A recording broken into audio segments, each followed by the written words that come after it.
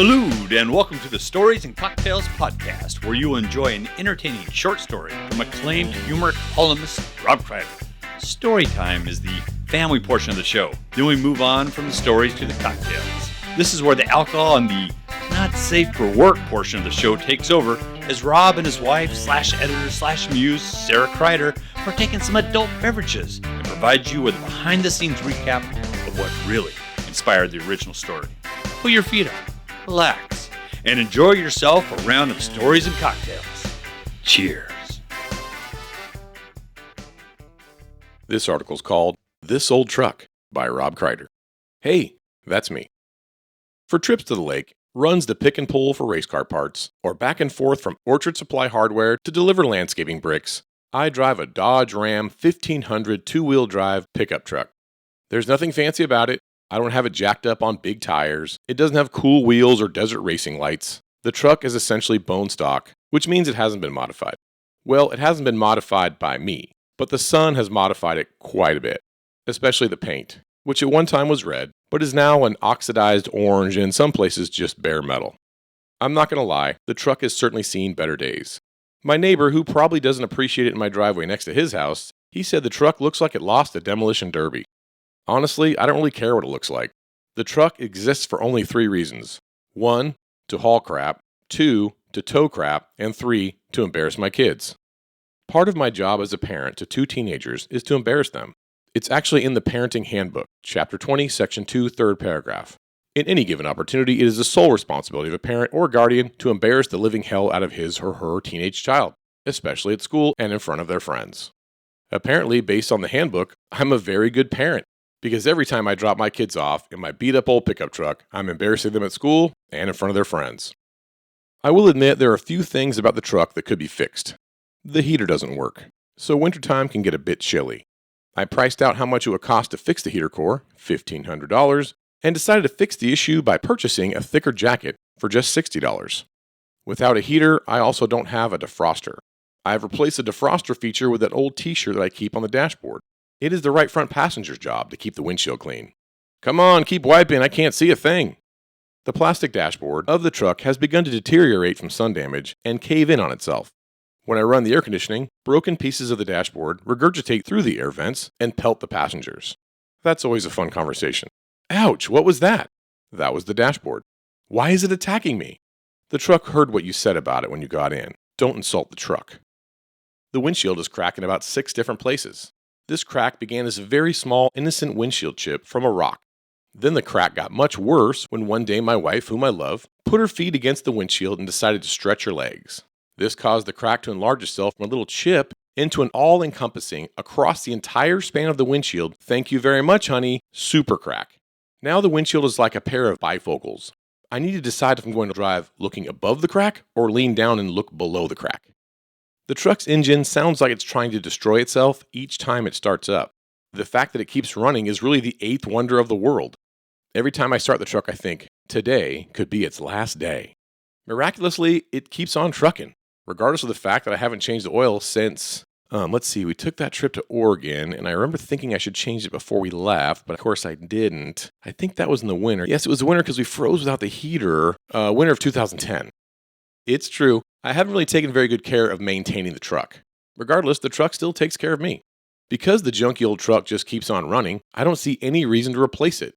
Sure, a nice new Ford F-150 Raptor would look really cool in my driveway and make my neighbor and my kids very happy, but I can't justify spending $70,000 to run over to Osh to pick up $4 worth of an 8-foot piece of plastic sprinkler pipe. Plus, if I had a brand new Raptor, that comes with a $1,200 a month payment and brand new paint.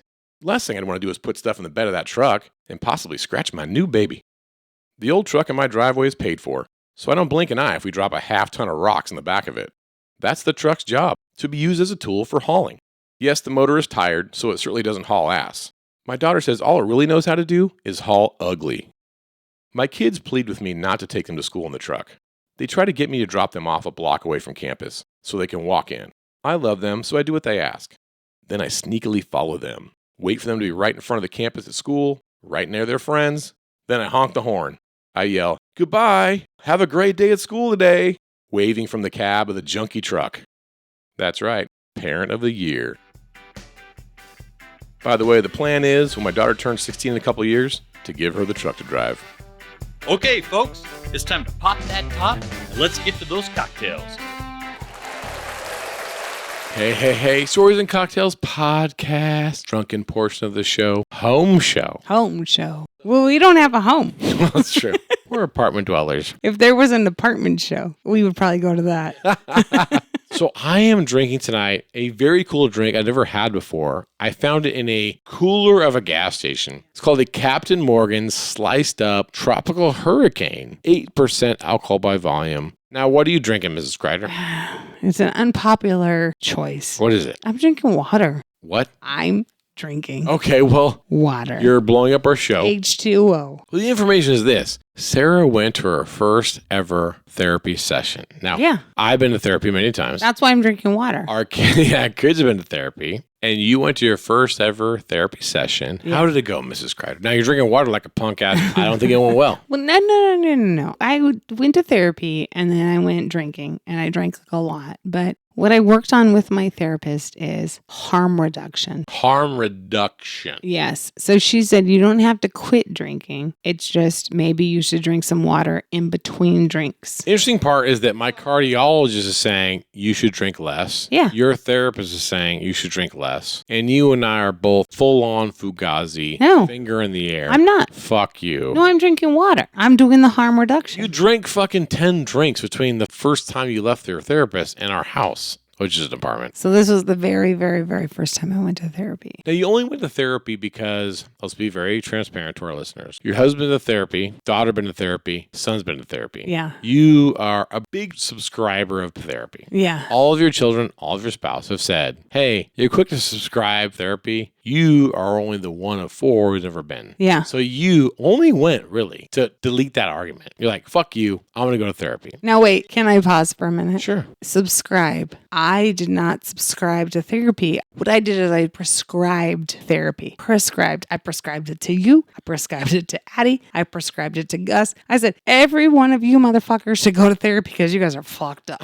And then you guys said, you're a hypocrite. You keep telling all of us to go to therapy and you've never been yourself. And I was like, I know, because I don't fucking need it. I'm Gen X. I drink out of a hose. I got curious. I got tired of being told I'm a hypocrite. So I was like, fuck you guys. I will go to therapy. So see, I subscribed to therapy after prescribing Wow. therapy to all of you all. Okay. All right. Fair enough. You're obviously grandmaster of therapy. And grammar. So how did it go today? I mean, jury's still out. She was like, do you feel like you have a purpose? And I said, I said that. Who needs a purpose when you're retired? I said, no, I lost my purpose when I retired. I told her I knew that was coming. I knew that I was going to feel like I lost my purpose. And she's like, it seems like everything I suggest to you, you already know. And I was like, I know. Why am I giving you my copay? Yeah. Why am I filling out 11 fucking forms online to tell you? Okay, so that part happened. You did have a little rage. I did. A menopausal rage. Yeah. So when I said I wanted to go to therapy, You didn't want to go. You only went to win your argument against the rest of your family. when I said I need to go to therapy so that the rest of my family would stop calling me a hypocrite, they sent me like a bunch of texts and emails. Fill out these forms. And the thing is I'm very triggered by like digital I don't want to fill out forms digitally. I don't like digital stuff. I just don't. So I kept ignoring it. So then I got a text that said, if you don't fill out these forms, you can't be seen. So I clicked the link on the text. This is a text. And I filled out 2 forms. And I took a picture of my insurance card, front and back. Well done, man. And I gave him my birthday. Oh, I shit. Gave him my address. And I thought I was done. You were not done. I was not done. Then this morning, I get a text that says, check your email. You need to fill out these forms. And I was like, I don't. I already fucking filled out these forms. Do you see how I'm getting fucking triggered right now? Kind of. I've already filled out these fucking forms. I'm like, no, you fill out the text forms. You need to fill out the email forms now. So I go over to the email and I click the link and it says 11 fucking documents. I got to fill out 11 fucking documents before I can get therapized. That's a big no. Yeah. So I was like, no, fuck you. I'm not doing it. I'm not fucking doing it. So then I rode my little ass to therapy on my bike because this is in Old Town Clovis because we had a plan. We're like, you go to therapy, you become a better human being. And we'll drink like a motherfucker. And then we'll get like super drunk. And we did. Yeah. I rode my bike to therapy and I get there. The receptionist says to me, it looks like you didn't fill out the forms. And I look at her and I say, which fucking form? Because I filled out the fucking text forms. I filled them out. And she says, you need to open up your email. And I cut her off. I said, it's 11 fucking documents. I'm not filling that out. I'm not doing it. And she says, you need to. You can't be seen until you fill out. Great. I don't have a cell phone, so go fuck yourself. She goes, those are very important documents. We can't see you until you fill these out. So then I say to her, and I'm very, very, very embarrassed by this. I think what you're going to say is very condescending and shitty. Yeah, no, it is. I said to her, I said, I didn't even need fucking therapy until I came into this office and you told me to fill out these 11 fucking documents. That's what we call menopausal rage. Oh, yeah. So then I sat down. Prescribed to you. And the documents say, why are you here today? And I said, menopausal rage. I really did. I wrote menopausal rage. And then it said, what triggers your episodes? I kid you not. I said, you asking me to fill out these fucking 11 documents. I was living my best life until you showed up here. Motherfucker asked me to take a picture of my fucking insurance card one more time. I swear Say to God, what again? I will burn this building to the fucking ground. Say what again, motherfucker? Exactly.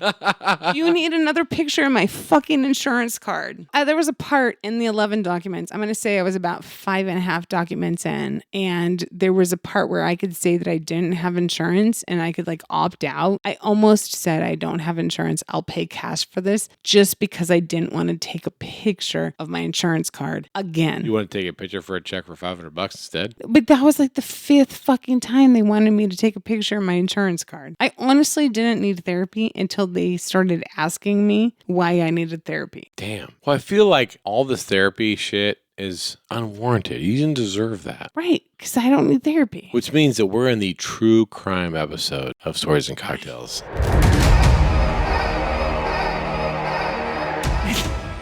You're the worst at segues. So after I filled out all the documents, I finally got in front of the therapist. Okay. She said, have you experienced any trauma? And I said, oh, shit. Funny, you should fucking ask. Recently. Recently. Been a victim. This is the Stories and Cocktails true crime episode. Dun dun. Dun dun. Because we were victims and we were witnesses and also we investigated. Investigative journalists. Investigative journalists. How many people have podcasts to go over this true crime? Pretty much like 95% of the population has a podcast now. That's true, yeah. But how many of them were also witnesses and victims this weekend? Yeah, because we were victims, yo. So this is the true crime episode of Stories and Cocktails. Dun dun dun. I'm Sarah Kreider. I am Rob Kreider, Esquire. And we're the investigative journalists coming to you live And on tape. from the True Crime Podcast Studio. Yes. Lay it out, girl. What happened? What went down? So what had happened was we were going to spend the weekend in Hollywood. Beautiful Hollywood. So shiny. Sunny LA, Yeah. right? And it was a great weekend. Like Love LA. temperatures were in the mid 80s. Yep. Just the sun was shining the entire time. They got a beautiful pool you could use. Yes, we decided that we would stay at the iconic 100-year-old Hollywood Roosevelt Hotel. Multiple bars, bowling alley, beautiful pool. Yeah. All the things you want to see in LA. Probably the best pool in all of Hollywood. And I've been to the Chateau, I've been to Hollywood Roosevelt, I've been to W. That's neither here nor there. It's got nothing to do with the fucking true crime that happened. Yeah, babe, we're setting the scene. So it's iconic Hollywood Roosevelt. Marilyn Monroe stayed there. Also currently haunts it. As she is said to haunt it, yes, there is a full-length mirror in the mezzanine. Yes. It used to be in Marilyn's suite. And they say if you look into this mirror, you will see a reflection of Marilyn looking back at you. I've gone up there, I've looked at it, and I saw it. You saw Marilyn? I saw Marilyn, yeah. Looking back at you? It might have been you because you got blonde hair and you're super hot like Marilyn. Oh. So I'm not sure. I think it was Marilyn. Might have been you. I was like kind of fucking with you. I was like behind you. Looking hot. And I was like, happy birthday, Mr. Mr. President. President. I was like, God And you were damn, like, this oh is- shit. I it's saw her ghost, haunted. man. Yeah, no. Fucking shit. It was me. So Sorry. it's a haunted hotel in Hollywood. Supposedly. Allegedly. Also, and when I say it's 100 years old, I'm lying. It's 99 years old. The first ever Academy Awards parties were at the Hollywood Roosevelt. It's iconic as fuck, dude. It's on the Hollywood Strip. Right across the street from Chinese Grauman Theater. It's You haunted. see Steve McQueen's footprints. Okay, so we've set the scene now. Yeah. We're true crime investigative journalists. We're just there to get to the truth. Yeah. Let's get to the fucking truth. So we booked a weekend there. Yep. So we booked a room for us. Yep. And we booked a room for Gus and Libby. Yes. Gus is our son. Yeah. Libby's our future daughter-in-law. Yeah. And so we booked 2 hotel rooms at the iconic Hollywood Roosevelt, which may or may not be haunted by Marilyn Monroe. I would like to say this one thing about the Hollywood Roosevelt. We've been there a number of times. Okay. The personal touch, the customer Yeah. experience, second to none. Yeah. And our previous stays there, They really cared about guest services. they are fucking great. The customer service is absolutely fantastic. Yeah. We love this place. We go to this place. We've podcasted there before. Yeah. We are all in. So we wanted to share that experience with our son, his Yeah. future wife. We're like, hey, if you want to have a good time, come to Hollywood. Let's go see the Hollywood Roosevelt. We'll go see Marilyn's Ghost. It is the shit. So we had made these promises about how great this We place was. expressly promise a thing. That's kind of like us. I don't know. Is that being us like witnesses or That's us being suckers in this situation. just like a random person that I would interview We're just dumb. in the true crime podcast? If you're going to have a true crime podcast, you're like, well, shucks, golly, I love the Hollywood Roosevelt. Right. Then I told my son, you should go to the Hollywood Roosevelt too. Yeah. Okay. And then, dun, dun, dun. I feel like we nailed it. Okay, so here they come. This unassuming family from Fresno. Weekend away. They're coming. They're so excited. They're spending all of our money. Yeah.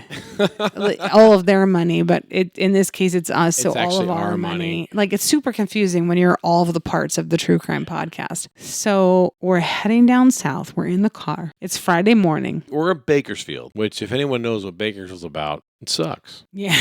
You want to be there. What you want to do in Bakersfield is you want to pull over your car, fill with gas, empty your bladder. You leave your piss behind in Bakersfield. And then get the fuck out. Bakersfield is a piss stop. It's not a pit stop. It's a piss stop. So we were halfway there. Yep. I get a text. 9:30 a.m. And the text says, "Hello, we hope you're enjoying your stay." And I was like, we're not there yet. I'm taking a piss in Bakersfield right And now. then they said, just to let you know, the lobby and the pool will be closed until Sunday. Sunday. And it's Friday morning. Friday at 9:30. And our whole entire plan was to spend the day at the pool on Saturday. Our plan was basically like, hey, let's roll in. We get a couple of drinks at the bar in the lobby. Oh, yeah. We'll just chill out by the pool all day. We'll do some yoga. Because it was advertised that there was yoga by the pool. Yep. So interview me, be like the investigative journalist and just say like, hey, what was your plan? And I'll tell you. Well, I'm good at this. This is my job back in the day. I was part of the California Highway Patrol. Okay, ma'am, you can leave this room at any time you want. You are not here by duress. Wow, that's actually how you started investigative interviews? Yeah. You're not here under duress? You can leave anytime you want. Okay. How do you spell your last name? Krider.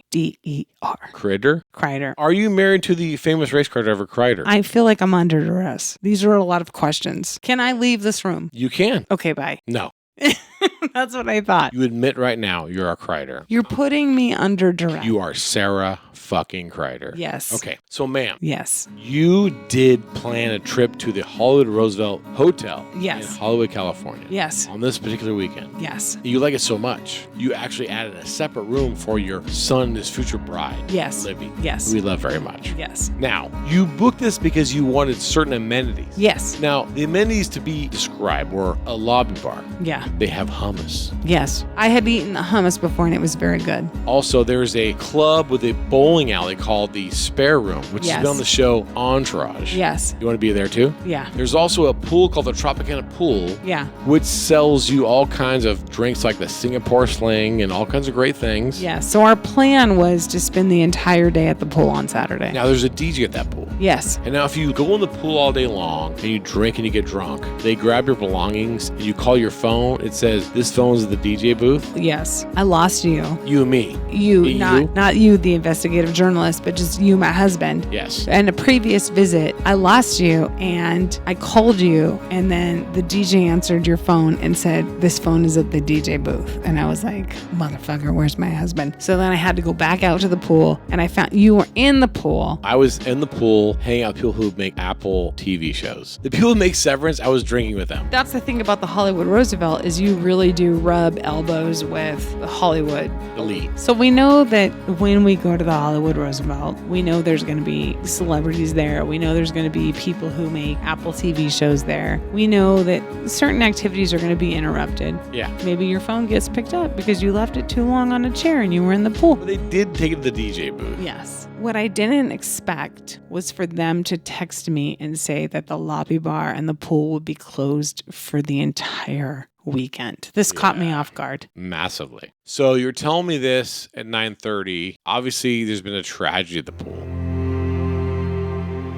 Something is very catastrophic is happening at the pool. I thought the only thing that could close the pool at this point, like this short of notice, is like some celebrity's kid pooped in the pool. I literally thought like Joaquin Phoenix maybe pooped in the pool. I've heard that he goes like all in. It's called method acting. I thought like, cool. They're doing like Caddyshack 2 or something. Maybe Joaquin took a shit in the pool. He's a method actor, but that's what I suspected had happened. Makes sense to me. Because why would they tell me at the last minute? Because if it was something that was pre-scheduled, they would obviously tell us months Like before. a week advance Weeks. or something. Yeah. Give us a heads up so we can make other plans. Yeah. But also, why is the lobby closed? I get that the pool is closed because maybe Joaquin Phoenix was doing a some shit. method acting and pooped in it in the pool. Yeah. Why is the lobby closed? So it was a mystery. Joaquin's shit in the pool and the lobby? What kind of movie is this? Because nobody's shit in the lobby in Caddyshack. So it was a mystery. Dun, dun, dun.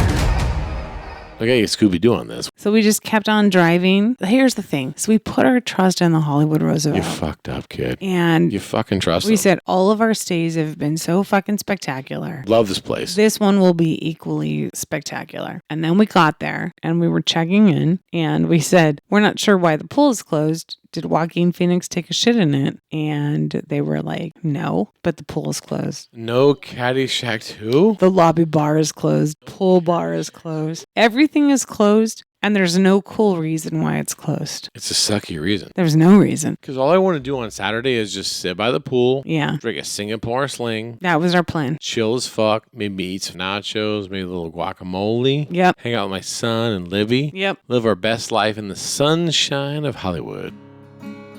But there was a crime. True crime. There was a crime, and this is the true crime episode. The crime was basically against us. They were like, you cannot go to the pool. Fuck you. You cannot go into Writers. the lobby. And we were like, what?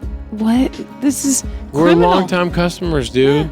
We You love this can't place. Deny us? We have rights. I mean, it's in the Constitution. Yep. You have the right to stay at the Hollywood Roosevelt. And go to the pool and go to the lobby bar. Fucking duh. I pivoted and I said, I will get to the bottom of this. I will find out why the pool is closed. I will find out why the lobby is closed. Come hell or high water, Yes, you did. I will get to the bottom of this. Hey friends, I wanted to take the time to thank each and every one of you for listening to our stupid little drunk show, especially those who were kind enough to go on Venmo and throw a couple bucks our way to buy us a round of drinks at Stories and Cocktails. And if you want to help out the show, subscribe, like, and comment on whatever streaming platform you use, or all of them. Jesus, I sound like a 12-year-old YouTuber. And if you do buy us a round of cocktails, I promise we will put those drinks to good use and give you a shout out on a future episode. All right, thanks folks. Let's get back to the shit show. You became the dopest fucking investigative journalist ever. Yeah. Because at this point, no one's ever seen you be an investigative journalist. Right. You've just been a math teacher. Quadratic equation. Turns out I'm super fucking nosy. Triangles. So it started with just every single time I got on the elevator, I just asked other people that were on the elevator with me, like, what are you doing? Why are you here? Are you upset that we can't get to the pool? Are you bummed that the lobby's closed? A lot of people were like, I'm fucking pissed. I can't believe this. And I was like, yeah, definitely. Let's get to the bottom of this. But then all of a sudden I saw a dude and he was carrying a rented tux. Ooh. Yeah. And so I was like, hey, are you pissed that we can't go to the pool tomorrow? And he's like, well, my niece is getting married tomorrow. So, and I was like, oh, tell me more about your niece getting married.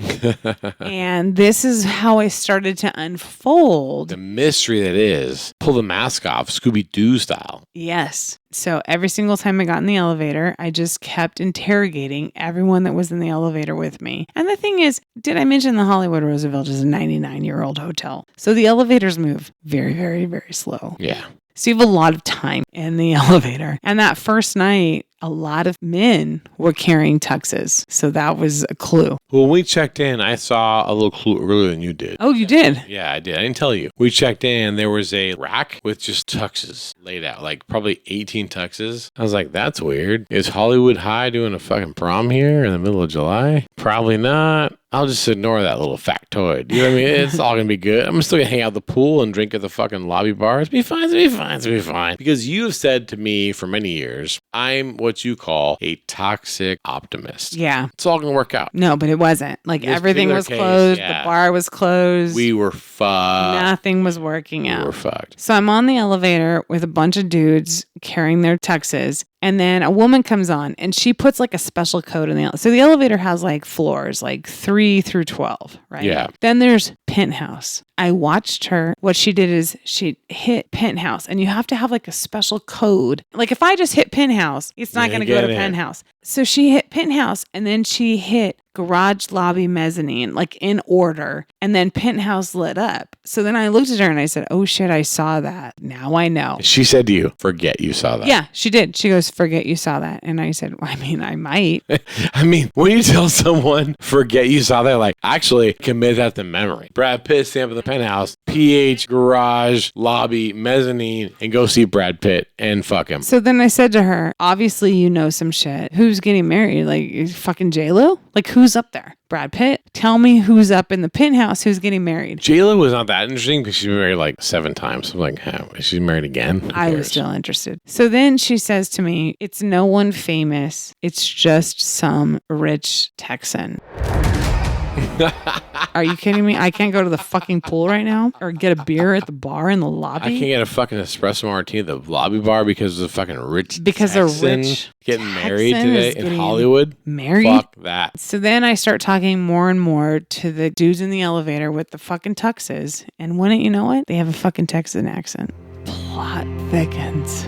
It's a rich motherfucker from Texas. Texan wedding. So this was Friday. The pool was closed. All of our dreams are crushed. So there's only 2 elevators in the whole hotel. One elevator was just going up to the penthouse only because there was a party in the So I was like, why is the pool closed if the party is in the fucking penthouse? But it turns out there was a party at the penthouse, and after the penthouse party, they were going to come downstairs to the pool. You can't be in 2 places at one time, y'all. You're in the penthouse or you're at the pool. But they were. So at one point, I wanted to get on the elevator. I guess this is on me. Like, everything was closed. Why am I still riding up and down the elevator? But I was. Out of spite, you were just like, I I'm was going like, to the fuck it. I'm going to this, going to that. I'm going to go on the this. elevator. So I come up to this group, and there's like security, and security is holding one elevator because this is like the penthouse only elevator. And there's like a group of women, and there's me. And security says, are you going to your rooms? Are you going? And we go, oh yeah, we're going to our rooms. We're going to our rooms. And then there was like some dressed up chicks, and he's like, are you going to the penthouse party? They're like, yeah, we're going to the penthouse party. We're from Texas and So we're rich. he starts to put them in this elevator. And then I say to the girls who are not the rich penthouse girl, I say, if I have to hear about this fucking wedding one more fucking time. Well, the security guy heard me and he said, have you been waiting a long time for this elevator? And I was like, I've been waiting to get in the pool. I've been waiting to get in this fucking elevator. I'm waiting to get a drink at the lobby. I'm waiting to get a drink at the lobby bar. So he told the dressed up chicks, he's like, hang on a second. He commandeered the penthouse elevator so that he could take us to our room. Well done, sir. So when we got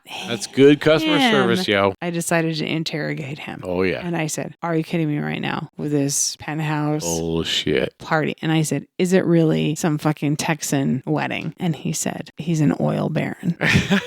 And I said, from Texas? And he's like, yeah, he's a Texas oil baron and his daughter is getting married. Dun, dun, the plot thickens. Dun, dun, dun. So that was Friday. Only got worse from there, dude. Yeah. We were denied many times. So Saturday, the entire lobby floor was like closed off. You can't get coffee. You can't get breakfast. Right. You can't go to the lobby. You can't go to the pool. You are treated like a fucking third world citizen if you even get off on that floor. Here's what's crazy is that I keep seeing all of these women come in and they're super dressed up like they're going to a wedding, but they're dressed in black. Why would you dress in black to go to a wedding? No, that's like a super faux pas. Like you wouldn't wear your funeral dress to the wedding. Don't do it. So I was just like, what the fuck kind of wedding is this that everyone is wearing black? Like, I was so perplexed by this. You were like, what the fuck's And going the on? whole floor is closed. But even though the floor is closed, I ran down the stairs really quick and I like peeked to look. And there's just like these black curtains hanging everywhere. It was just black and dark. It's the middle of July in sunny, beautiful Los Angeles.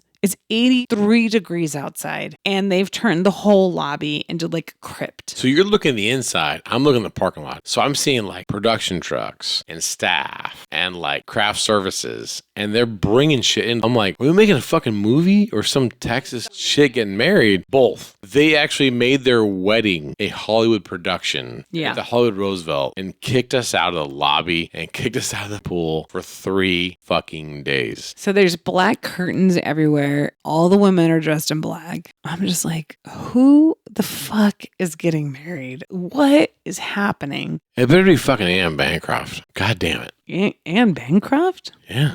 She's a really bizarre reference. But we were in the Hollywood Roosevelt, and so you were thinking old, and the Hollywood Roosevelt is all about like old school glam Hollywood. So I get it. Yeah. Anne Bancroft came to your mom. Anne Bancroft from The Graduate. She's Yeah. not having a white wedding. Yeah. We all saw that movie. Yeah. That was a good movie, by the way.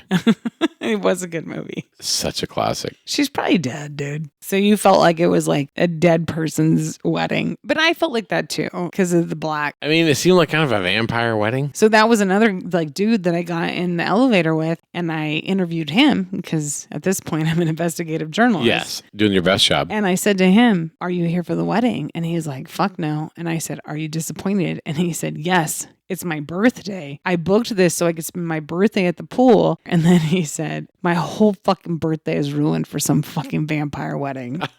Yes, it feels like that. It feels like a vampire wedding. A vampire wedding. So then we went about our day. We thought we were going to be at the pool. We weren't. When you say we went about our day, we did it with a certain sense of bitterness and anger. You were an angry bitch. Gus named it the No Access Hollywood tour because we had no access to anything. So we went out to eat. We came back. We got on the elevator again. And this is the end of the night. There were people coming from the vampire wedding. Saturday night. And first, Libby and I saw Aquafina. A real Hollywood celebrity. Yeah. She sold her soul to be an MC at this wedding. And we were like, what's Aquafina doing here? Why is she here? And then we looked it up. She does MC weddings. So they bought her. So we get in the elevator with these 2 Texas dudes. Cash is king, y'all. And I said, "Hey, was Aquafina at this wedding?" And they looked at me like they had no idea who Aquafina was. Short Asian gal? No, they had no fucking idea. They were just like, I don't know. Like there was water at the wedding. Like, I don't know who Aquafina is. I was like, you guys are fucking useless. But they were wearing hats. And you said, "Oh, is that a party favor from the wedding?" Now, here's where I got my big break. Ooh, you're looking for those clues, a big break. So you said, "Oh, that's so funny what it says on your hat." And I can't remember what it said. But they said, "Oh, the hats say all different things." And they said, "Some of the hats say blah, blah, blah, blah, blah for Texas for," and they said a woman's name and I didn't catch it. And then they said, "And some of the hats say blah, blah, blah, blah, blah for Seattle for." So I caught Texas Seattle wedding. yes. And the groom is named and he's from Seattle. You just got a little piece of evidence. That is the piece that I got. Yeah. I've said this about you for a long, long time. So there was this thing, a lot of you heard of it, it's called 9/11. There was this gentleman called Osama bin Laden. It took the fucking United States 10 years to find this fucking clown. I said in fucking 2002, I'm like, if you want to find Osama, put my wife in the case.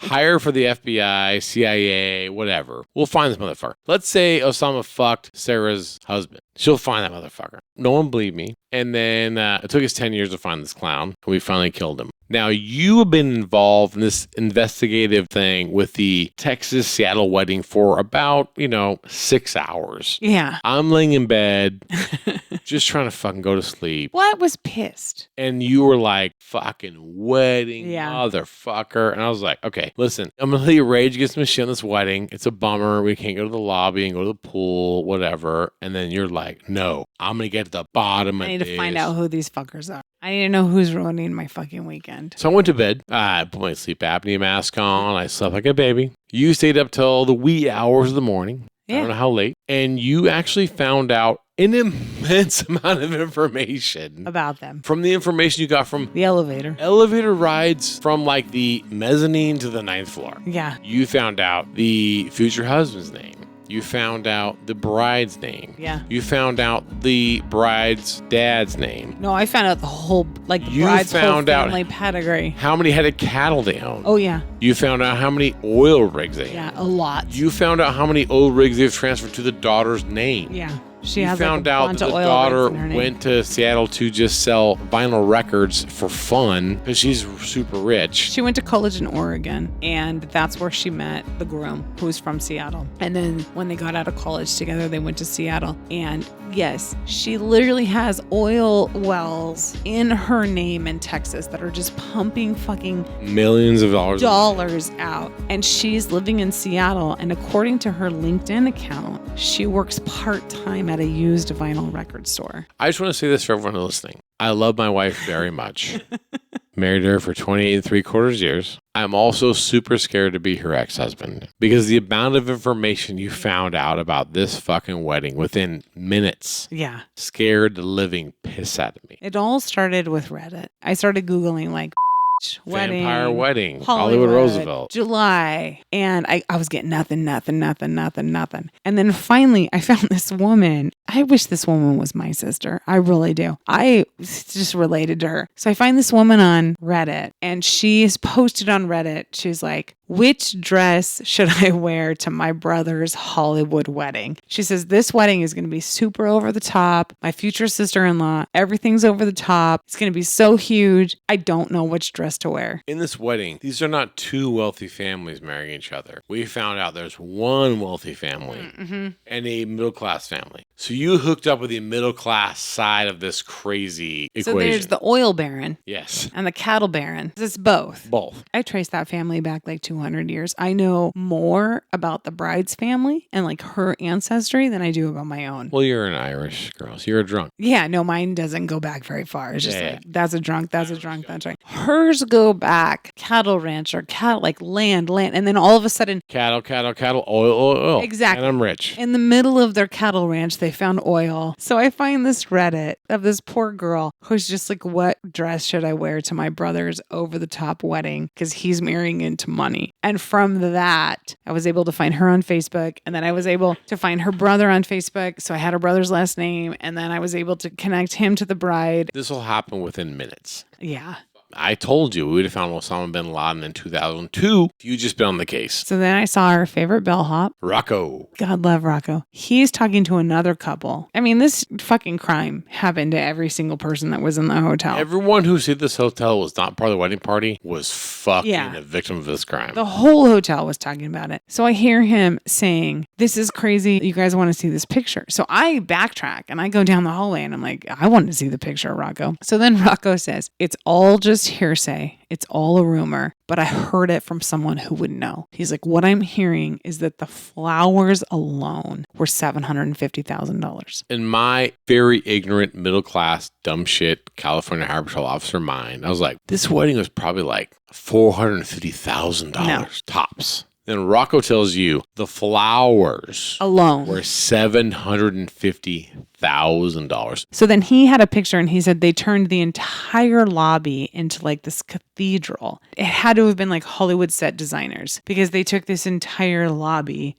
They put like fake stained glass windows up. it looked like this huge like church, castle, cathedral thing. So I couldn't get my espresso martini. No. That's the true crime. Oh, and then this is also what Rocco told me. Friday night was the rehearsal dinner on the penthouse. So they had the party in the penthouse. After the penthouse, they had to come downstairs to the pool. There was a cocktail party or an after party at the pool. Rocco said they lined the pool with like plants. And you and I saw that because we could see it from our room. Our room had vision of this. So we were looking down in the pool and we're like, why is the fucking pool closed? There's no humans down there. It's just like a bunch of plants. They're just putting a bunch of plants by the pool. So we went to bed. But Rocco said the end of the night, like the plants parted the ways and moved. And then all of a sudden it was ZZ Top playing. ZZ Top played a show. They're just playing the cocktail party of the rehearsal dinner the night before the wedding. On a Friday. Yeah. I don't know what it costs to have ZZ Top show up in Hollywood to play a fucking show for like 100 people. But whatever it is,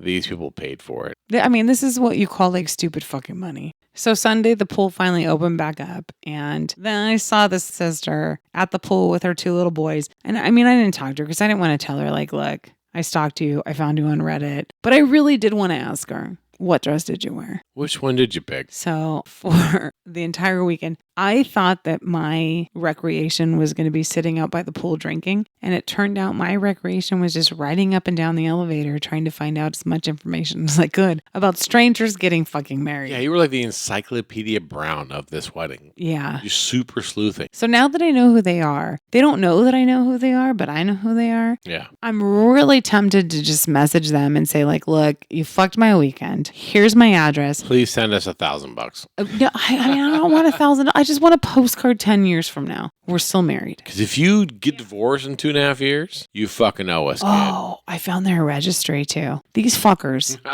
Okay, you and I, we registered for like a $25 toaster at Target. They registered for like a $6,000 couch. And the crazy part is the registry shows you like someone bought it. Someone bought them a $6,000 couch. $1,000 couch? Yeah, that was on their registry. Holy shit. We went to the pool on Sunday and you were talking to people and you were like, no, my wife knows all about this. And you said jokingly, you're like, she knows where they're going on their fucking honeymoon. That was the crazy part is I did because I found their fucking registry. Yeah, you're on it. I was like, yeah, the Mediterranean. So they had also registered for money for their Mediterranean honeymoon. And I'm like, you fuckers, you guys already ruined my weekend at the Hollywood Roosevelt. Now you're going to go to the Mediterranean? Like, what the fuck? True crime. Let's talk about some other true crime. So you've had a number of pickup trucks in your life that you owned with me, and there's been some true crime that happened to you. It wasn't like a weekend that was destroyed by a cattle oil baron. It was your pickup truck that you drove to work every day, taken away from you and driven by a racing team across the country to get some piece of shit fucking race car to a place. Yeah. And so every single time that happened, I can count 3 trucks, and all these trucks have been fucked up. So we're going to talk about a story tonight called This Old Truck, published August 1st, 2013 in the Santa Maria Sun, where one of our trucks kind of like was dilapidated and some shit went down. I'm not here to speak on it. You, again, as the victim, it's your choice. It doesn't take investigative journalism to uncover this. I didn't have to get on Google and find some groom's random sister who needed to know what dress to wear. I just had to look at you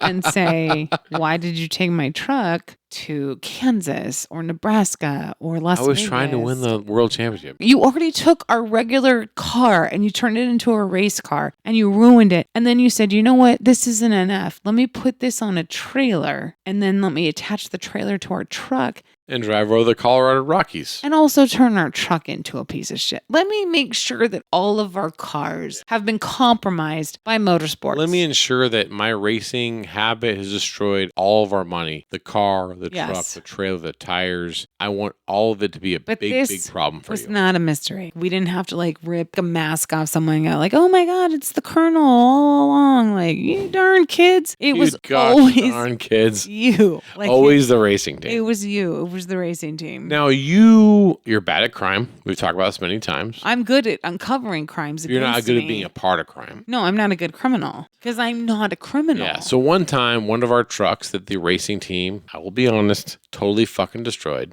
Yes, there had been lots of crimes against me, against my property. Yeah. Where your race team had fucked up my property. But now you wanted to pass on said property to another person. and you wanted me to be your accomplice as you did it. Yeah, you're bad at crime. This particular time when it finally just blew up and you were like, we're selling the truck. You also never checked what the towing capacity of any of our vehicles were. I never asked you. That's why your fucking motorhome, the back end is bent to shit because you didn't see what the towing capacity was. Yeah. Turns out the towing capacity of the motorhome is like, I don't know, just an arbitrary number like 4,000 pounds. And you're like, great, I'm going to We'll tow load up 10,000 10,000 pounds. So the motorhome frame is bent to shit. And Yep. now I know you did that to every truck that we owned. Any truck. It doesn't matter. Dodge or a Chevy I just or know whatever. you were gone for a period of time. Winning races. And then you came home and you said, I'm thinking it's time to trade in the truck. The truck's motor decided to just stop working. Somewhere over the Rockies. After we had towed it trailer full of race cars all the way to fucking Kansas and back. Let's not mix up the details here. So you said, let's go trade it in. To the Chevy dealership. And you said, come with me because you're really good at like negotiating because you pull your calculator out and you make sure they're not screwing us on the interest. Yeah, you're a badass bitch. You're a really good negotiator. Like you're a good, an investigative journalist. So I want you on my side. And I said, okay, I want to make sure that you don't make a stupid purchase. Like, I'll go with you. Yep.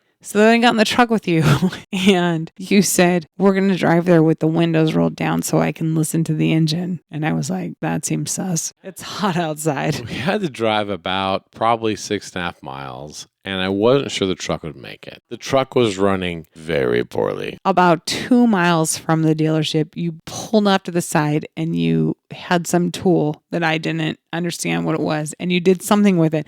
And then you handed it to me and you said, put this in your purse. Don't let anyone see it. Full disclosure, that was an OBD2 reader. Connect to underneath the dash where you get the engine codes. And that reader lets you clear all the codes. So this particular Chevy Silverado had blown up many codes because the engine was failing. So I had this device because I'm a race car driver. I have all these devices. And so what I did was I cleared all the codes, turned off the check engine light before we rolled into the dealership to pick up another car. Literally rolled in. Like you were like, we're not going to run the AC. When I say I rolled in, have the windows down. I turned the key off and I coasted it in after clearing all the codes. I pulled this device out and I said, put this in your purse and say nothing about it. Do not show this to anyone. So I had this weird tool that I didn't know about in my purse. And then we went to go trade in the truck. What did we trade it in for? Ford Fiesta ST, which I won 22 races in. So we were trading in a man's car. We were trading in a Chevy Silverado pickup truck for a hatchback. No, we call those a hot hatch. It's a turbo. No, we don't. I don't know who we is. Hot hatch is the name. I call it a hatchback. I mean, every kid who works at McDonald's who sees this car pulling in the drive-thru is like, that's a cool car, bro. I call it, there was a dude in high school that was... 6-year-old boys love this hot hatch. No, this guy was my friend's brother's friend. And if anyone's ever been in high school and had friends who had siblings of the opposite sex, like that's like the hookup, right? You know what I mean? So fornicate with those guys. He had a Fiesta and we knew. I mean, we were like 14 years old and we knew he was a fucking douchebag driving this Fiesta, but he was 16 and he was driving a Fiesta. Pretty cool. So we knew like that's a super lame car, but he is 16. He does have a car and he is 16. Pretty cool. So that's what I think about a Ford Fiesta. So we traded in the truck for a Fiesta. So I was being like the hard negotiator. Yeah. I was the like, hey, I like this car. I wanted this Ford Fiesta ST. I'm going to race some races with it. Yeah, because you were like, oh, this Ford Fiesta, this is I'm gonna win car fuck ton of races this year. And I was like, this doesn't make any sense to me. This is 2019. And my friend's brother's friend drove this car in like 1992. It sucks. How can this car be any way cool? So I was like kind of out of it. I'm like, trust me, I'll make it But cool. then we finally settled on what the truck was worth and the sticker price of the Fiesta. We already signed all the paperwork. It's all set. It's a done deal. This fucking deal is cooked. They walk back in. They've had the keys to my truck for about 10 minutes. And they go, hey, any problems with that truck? And then you said, I fucking drove it here, didn't I? And I looked at you and I was like, oh, shit. I didn't lie. You didn't lie because you did drive it there. I did not lie. I said, I drove it here, didn't I? You kept me in the dark. I didn't realize we were pulling like that kind of a scam. We were pulling the big time fucking hood over their eyes scam. The crazy part is that you're usually trying to scam me. And so I was so protecting myself. Yeah, like trying to buy a race car. What's he trying to do? I'm not going to pay $32,000 for an $18,000 race car because he thinks that this is going to win National championship. like H-Stock autocross this year. So who knows what the fuck he has Who knows what planned. he's fucking doing? This is a Ford Fiesta. We are not paying $1 over sticker. No, we're not paying $1 over $3,000 under sticker. Because sticker is That's a way fucking oversold. sucker fucking price. So I was protecting myself, and I was just like, bottom line, we're not overpaying for this Ford Fiesta. I didn't realize that we were also pulling this like secondary scam that we were offloading the Chevy Silverado. Blown LS motor. I was suspicious when you were like, It barely made it to the fucking dealership. we need to ride with the windows down and Turn the air conditioning off. I think we made a kid follow us. I think Gus was following us, like if it broke down so he could take us home. The truck was so fucked up. I didn't think it would make it to the fucking dealership. So I didn't know that there was going to come a moment where they were like, is it in running condition? And you were going to say, I drove it here, didn't I? And that they were just going to accept that. It's called white privilege. I found this out later because then I go to work the next day and I'm talking to one of my Latina friends and she's like, oh, did they drive it? And I was like, well, I mean, no, they trusted that we fucking drove it there, didn't we? And she started talking about her experience, like trading in a car and how they like drove it and they like put it on a dyno and they tested it. And they're like, we'll tell you in a week if we're going to, like, her experience was so different from ours. And I was like, I don't know. Rob just rolled in and said he was a highway patrolman and then he fucking drove it there, didn't he? And I have a weird tool in my purse. Clearing engine codes on the way. We got like a $6,000 trade-in on a truck that was probably only worth like $2,500. On that note, I would like to get back on our bikes. It's been a Bike and Brew episode. We rode our bikes today from therapy back here. I would like to ride again and get some more drinks, Mrs. Oh, Gregor. okay. Let's do it. Yeah. Let's raise a glass. Captain Morgan Hurricane versus some fucking water. And cheers. And that was Last Call. You did it. You survived an episode of Stories and Cocktails. But did Rob or Sarah's liver survive the show? I don't know. Tune into the next episode to find out, to enjoy some more stories and some more cocktails. By the way, if you want to support the debauchery of the show, then buy the host their next round by Venmoing a couple gold doubloons at Stories and Cocktails. Back in the day, a gold doubloon was only $4 Spanish. Who knew? Well, folks, I'll be right here behind the bar, cleaning the glassware and awaiting your return to the Stories and Cocktails podcast. Cheerio, friends.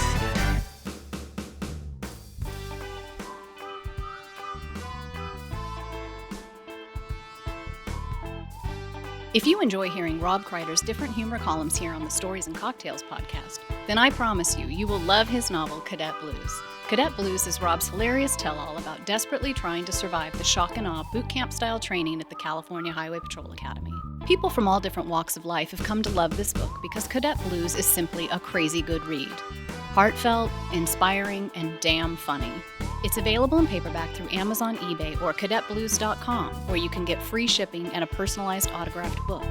Or you can download a digital copy of Cadet Blues from Amazon Kindle, Barnes & Noble Nook, or Apple iBooks. Do yourself a favor and check out the novel, Cadet Blues.